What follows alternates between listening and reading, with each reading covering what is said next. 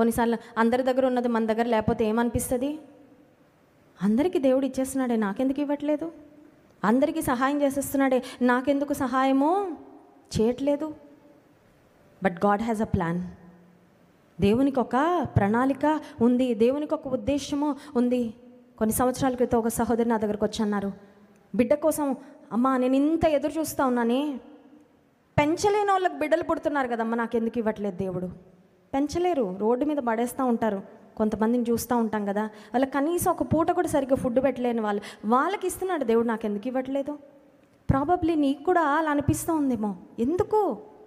చాలామందికి చేస్తున్నాడే దేవుడు, చాలామందికి సహాయం చేస్తున్నాడే, నాకెందుకు చేయట్లేదు? ప్రాబబ్లీ హ్యూమన్లీ థింకింగ్, మానవ స్వభావం, మానవ ఆలోచన ప్రకారం నువ్వు థింక్ చేస్తున్నావు, కరెక్టే.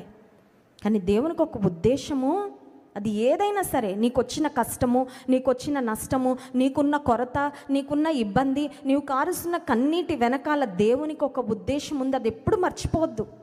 దేవుడు ఆ వ్యక్తిని పుట్టుకతో గుడ్డివానిగా పుట్టించాడు, కానీ జీవితకాలం అంతా గుడ్డివానిగా అతను ఉండడం దేవుని చిత్తం కాదండి. ఒక సమయం వచ్చింది, లోకానికి ప్రత్యక్షపరచుకోవాలనుకున్నాడు ఆయన యొక్క మహిమ ఏంటో, ఆయన యొక్క ప్రభావం ఏంటో, ఆయన యొక్క స్వస్థత కార్యాలు ఏంటో.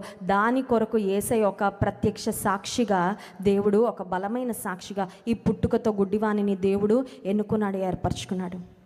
ఈ ఉదయకాల సమయంలో కూడా నీవు నేను అడగాల్సింది ఒకటే, ఏమైనా ఆ జీవితంలో నువ్వేం అనుమతించావో, ఐఎమ్ ఓకే, నేను అంగీకరిస్తున్నానయ్యా, కానీ ఈ పరిస్థితిలో నీ కార్యాలు ప్రత్యక్షపరచుకో. స్తోత్రం చెప్దాం. హల్లెలూయా.